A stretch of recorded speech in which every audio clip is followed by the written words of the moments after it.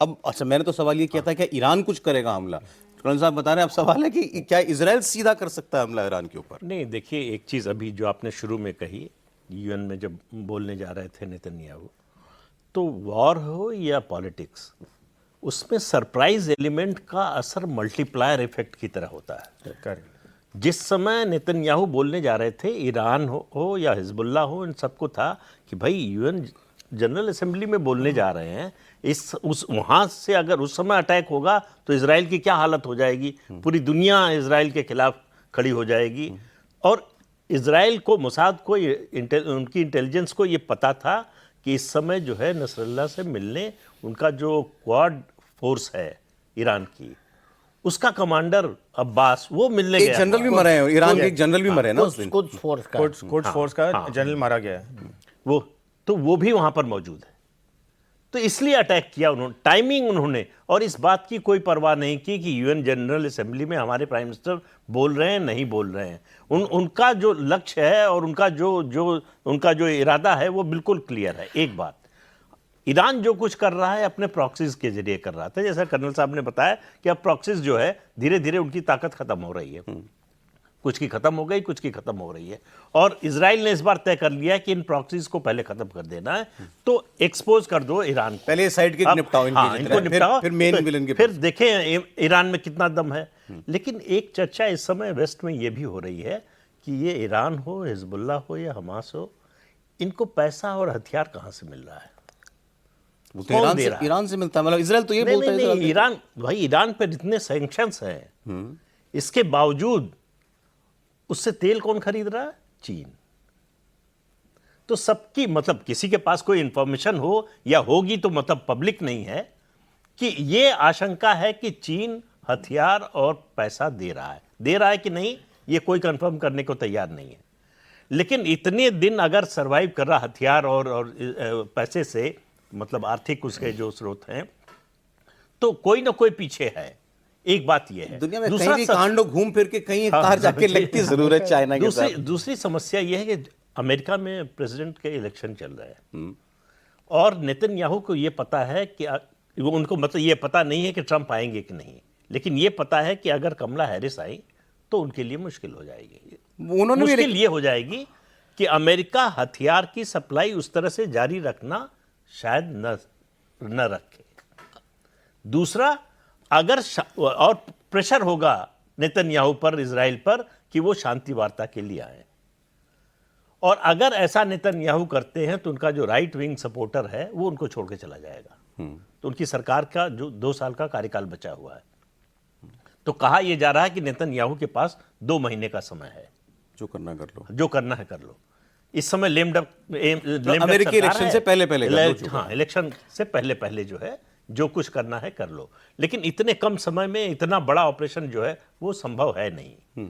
सवाल यह है कि कितना कर पाएंगे आप, इसी का सवाल है। दूसरा, देखिए अयातुल्लाह खमेनी ने, जैसा कर्नल साहब ने बताया, 89 में वो जो है सुप्रीम लीडर बना, और 92 में ये नसरल्ला जो है वो हिजबुल्लाह का चीफ बना। नसरल्ला को खमेनी मानते हैं कि वो अपने बेटे की तरह मानते थे, तो उनके लिए वो इतना बड़ा सेटबैक है जिससे निकलना मुश्किल है। अब प्रतिष्ठा का सवाल बन गया है ईरान के लिए कि हमारी बेइज्जती पर बेइज्जती हो रही है, हम कुछ कर नहीं पा रहे हैं। उस पहलवान की तरह है कि जो हर बार कहता है मार खाने पे कि अब की मारा तो मारेंगे, लेकिन मार नहीं पा रहे। और जो मार पाने की उनकी क्षमता थी, जो मारक क्षमता थी, वो लगातार घटती जा रही है। ईरान और अमेरिका, इजराइल और अमेरिका को एक मानते हुए हम बात करें कि जो कुछ भी हो रहा है अभी, इजराइल जो कुछ भी कर रहा है फुल अमेरिकन बैकिंग के साथ, अमेरिकन वेपन्स के साथ, और अभी साथ में उसने अपने और हथियार और जंगी बेड़े और खड़े कर दिए कि तू करता रहे, हम देख रहे हैं, चिंता मत कर, लगा दिया हमने। दूसरी तरफ का काम जो सर ने कहा, कौन है? नहीं, इसमें एक चीज और जोड़ लीजिए, वो ये कि इजराइल के खिलाफ नहीं अमेरिका, और जाएगा भी नहीं।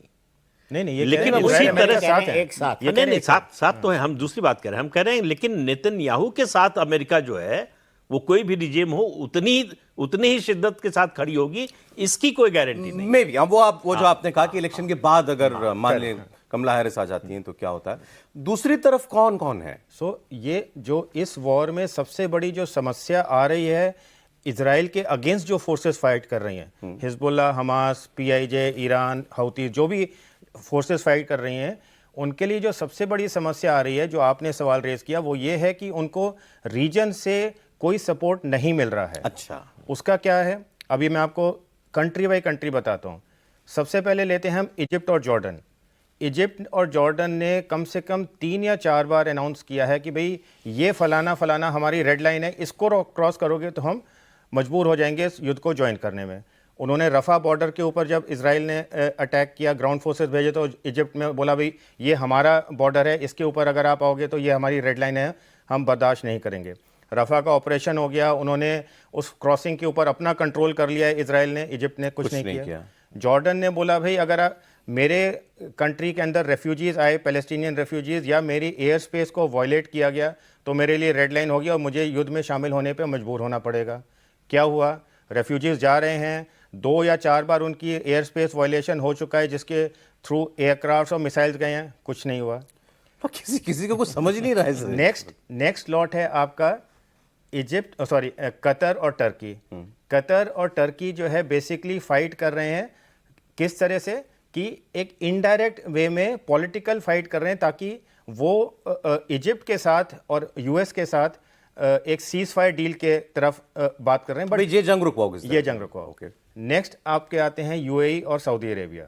सबसे बड़ी जो पोजीशन इस युद्ध में अगर किसी 2 देशों ने ली है वो है यूएई और सऊदी अरेबिया। दोनों ने पहले दिन से अपने आप को बिल्कुल साइड में रखा हुआ है इस युद्ध से। कंडमनेशन के स्टेटमेंट देते हैं जब कोई बहुत बड़ा कोई हादसा होता है, कोई बहुत बड़ी सी बहुत लोग मारे जाते हैं, कुछ होते हैं, बट उन्होंने अपना रास्ता तय किया हुआ है। सऊदी अरेबिया ने सऊदी विजन 2030 और यूएई ने 2035 विजन के अंतर्गत से उनका एक ही एम है, economic prosperity and building a economy which is not oil dependent.